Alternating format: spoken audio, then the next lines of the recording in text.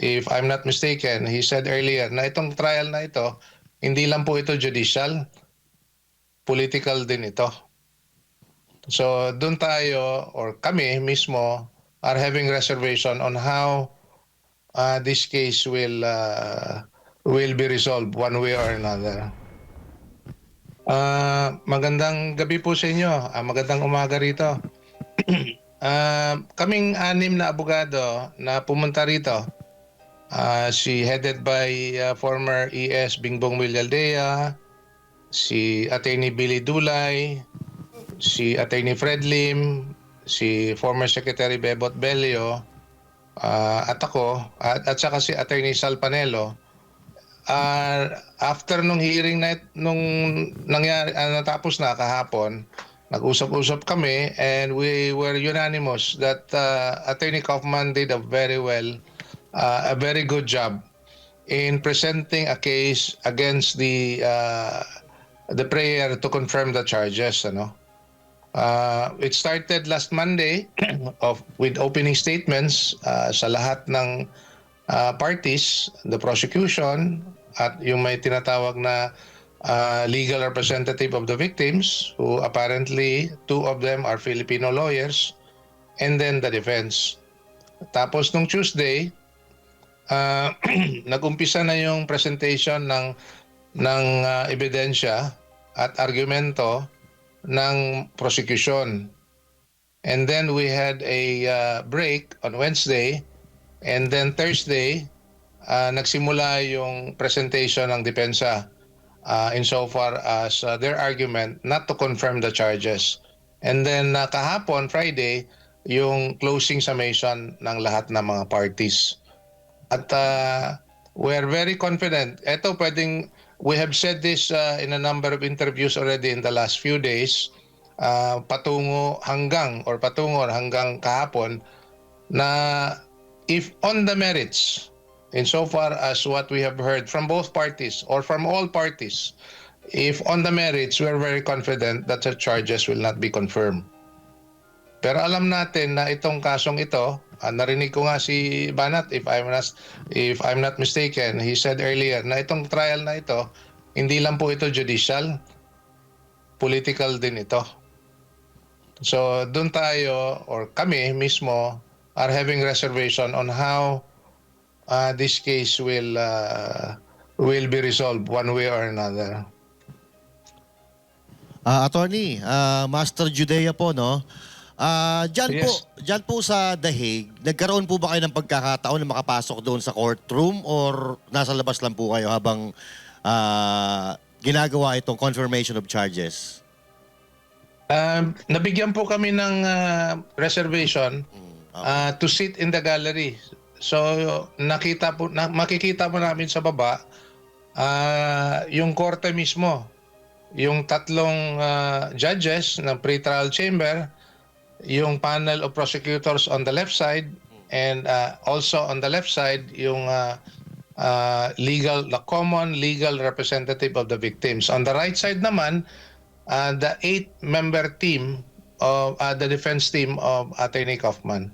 So makita po namin from the gallery. And by the way, talking about the gallery, hindi lang po kami nandoon. May mga media, meron po din yung mga nasa kabila.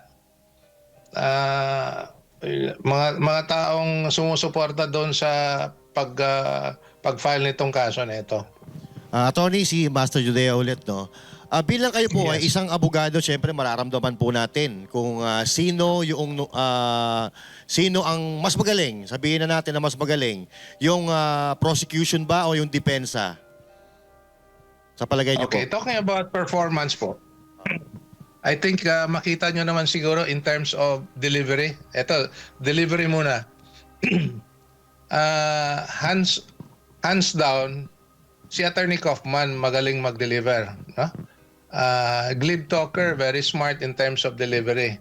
Makita mo dun sa prosecution, he keeps on referring to my friend Jeremy, yung prosecution, he would also be able to deliver, but not as smart as Attorney Kaufman. Yung sa kabila naman, sila yung dalawang Filipino lawyers at saka yung isang babaeng legal representative of the victim, they present their case. I think it's also their style, on a very slow, monotonous way of delivery. In terms of substance, makikita mo dun sa presentation ni Attorney Kaufman na hinihimay-himay niya at tinitira-tira niya. He was refuting each and every points that were raised by the prosecution. By the way, I like to give you context doon sa sinabi ko, ano? Kasi tinanong ko rin yan kay Attorney Kaufman. Etong confirmation of charges hearing took place over 4 days. And before this, months before this, because if you recall, the first schedule for confirmation was sometime July last year. And even before that, meron ng tinatawag na exchange of information, documentary, audio, videos for the other side to consider. These are actually confidential exchanges. And whatever you submit to each other, supposedly alam ng korte. Ibig sabihin, nakalatag na rin sa yung mga ebidensya nito, itong mga dokumentong ito, sa records ng pre-trial chamber. Kaya tanong ko, bakit kailangan pa dumaan ditong very public confirmation of charges hearing? Kailangan daw para, kasi sa dami ng ebidensya na inailatag na, at least in private, kailangan daw summarize at least in 4 days yung mga argumento ng bawat ng bawat party, no? So yun po ang nangyari, na whatever was presented by the prosecution, hinighlight lang nila po yung mga malalakas allegedly mga malalakas na ebidensya na pwede nilang itapon against Mayor Rudy. Si Attorney Kaufman naman nagpresenta to refute each and every points that were raised by the prosecution. So yun po ang nangyari kung bakit kailangan pa, and it's also part of the rules and procedure of under the Rome Statute and of the ICC na dadaan itong prosesong tinatawag na confirmation of charges. Good evening, Attorney Delgras, si Coach Oli po ito. Alam nyo, Yes, Coach. ito yung bottom line na tanong ng taong bayan eh. Kasi sinasabi natin na malaki ang pag-asa kung ang titingnan ay ebidensya, pero syempre, political din to. And we all know that. Pero ang inaantay po ng taong bayan, gusto nilang malaman eh, na paano natin i-explain in layman's term na may pag-asa pa ba to? May aasahan ba tayo dito sa ginagawang hearing o talagang wala na, give up na? I like to borrow the words of Attorney Sal. Hope for the best, expect the worst. I like to put that in context. Ganito po yan. Unang-una, narinig ko yung earlier conversation yun patungkol sa jurisdiction ng korte. Patungkol sa situation in the Philippines. That's how they express it in the court. Philippine situation or situation in the Philippines. And then they would refer it to a particular person, as in this case, si Mayor Rudy. Now, sa ating Philippine judicial system, pag merong issue of jurisdiction, kailangan i-resolve muna yan. Kasi nga, kung mangyari na hanggang sa dulo makita na wala palang jurisdiction, walang saysay yung mga nangyayaring hearing sa nakita natin the last 4 days, no? In fact, the issue of jurisdiction is the core issue that Mayor Rudy have raised, because in the first place he have always maintained na walang jurisdiction ang ICC. Walang jurisdiction, among other things, because we are withdrawn from the ICC.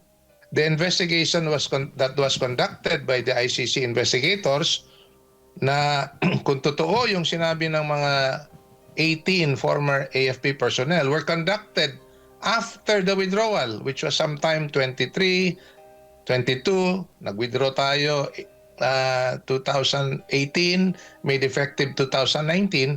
Ibig sabihin, wala na talagang jurisdiction yung ICC kung totoo yung narration of events ng mga dating sundalo. Now, nevertheless, unique as it may be in the rules of the ICC, they can proceed with, as in this case, the confirmation of charges hearing, kahit na may pending issue on jurisdiction. Kaya that one alone makes us wonder, even among us lawyers, kung bakit this process has to proceed.